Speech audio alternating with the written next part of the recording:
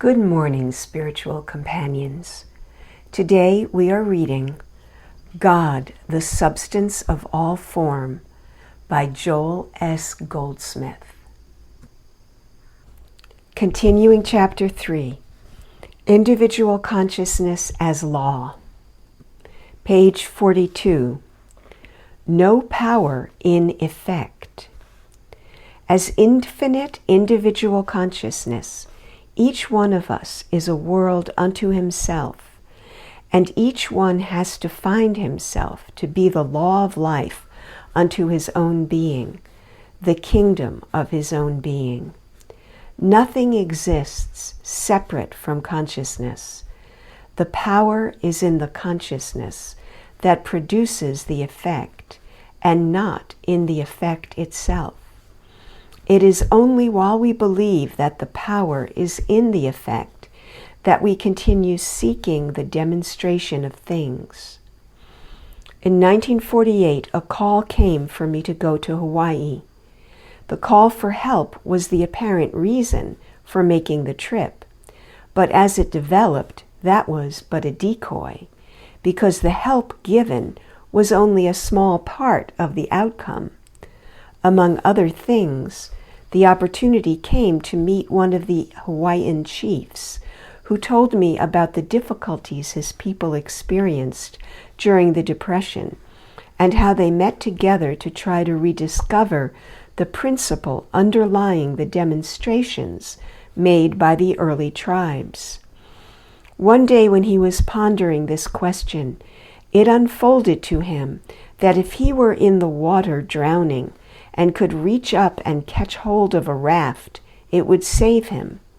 Then he thought, suppose I reached up and caught hold of only a handful of leaves instead of a raft.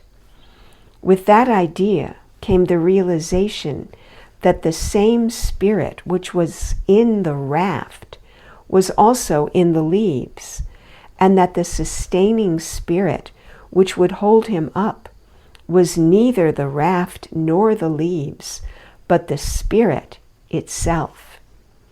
If you understand this point, you will see that the power, the substance, and the life are never in the effect as such, but always in the spirit itself, the law which produces the effect. This is true of every effect. Once you see that supply is not in any effect, but is in the spirit, you will have the secret of Jesus' multiplying of the loaves and fishes.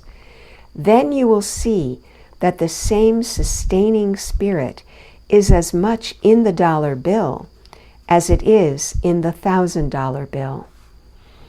When John the Baptist was in prison, he began to wonder if the Master really were the Christ, and he sent to Jesus and asked him, "Art thou he that should come?"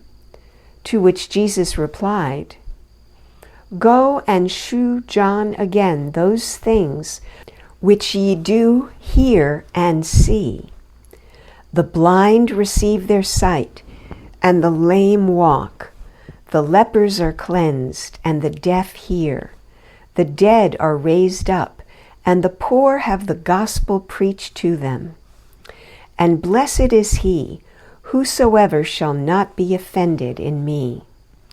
Matthew 11:4-6.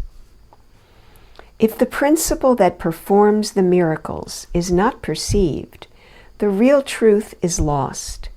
And if you do not perceive the principle that performs your healings, you will receive nothing but temporary relief.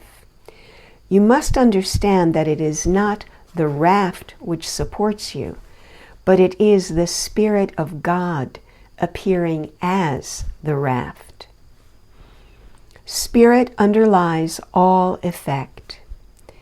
Eddie Rickenbacker proved this principle when he was able to sit quietly, without even telling his friends in the boat with him what he knew, and have his food fly to him, fish jump into the raft, and rain fall from a cloudless sky. He demonstrated that it was not the food or the water, but the Spirit of God, omnipresence, omnipotence, omniscience, which appeared to him as bird, fish, and water, the Spirit of God appearing as the thing needed at the moment.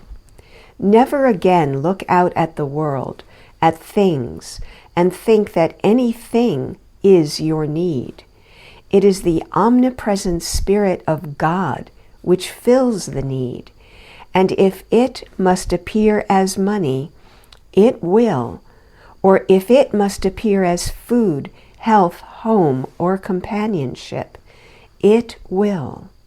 It makes no difference what the form is, as long as there is the awareness that the substance of the form is spirit. The substance of all form is spirit, and spirit is omnipresent, as each one of you, only awaiting your recognition. God is omnipresent, but God must be recognized because it is the conscious recognition of the Spirit of God that makes it become manifest as the form necessary at the moment.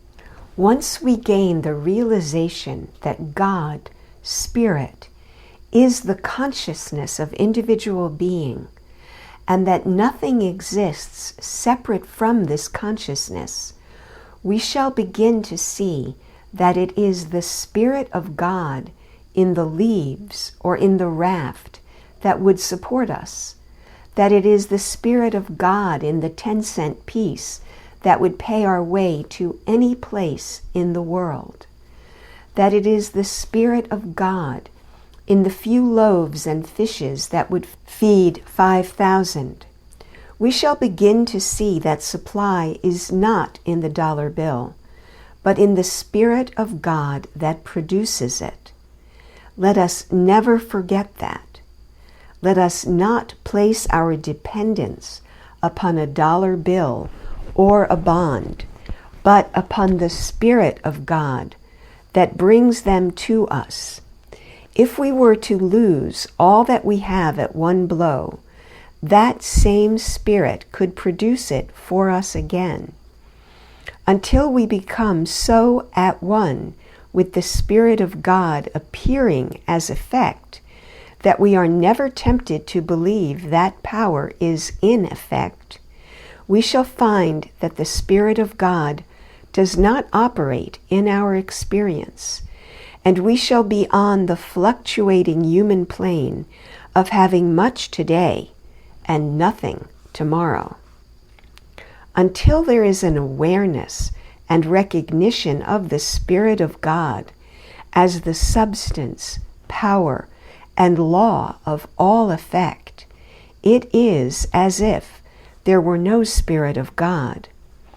There is only one way to experience the presence and power of God, and that is through the recognition and realization of Spirit as the reality of all that appears, but always with the understanding that the appearance itself is not the reality.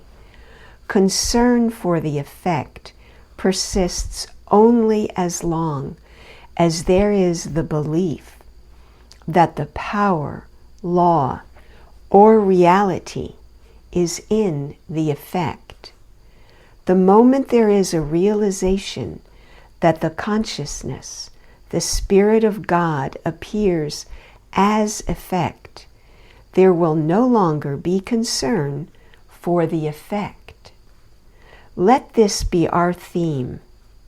Recognize Spirit as underlying all effect. Have no dependence on persons or things, but place all dependence on Spirit. Behold Spirit, consciousness, appearing as effect, your consciousness appearing as form. End of chapter. End of today's reading. A blessed day to you.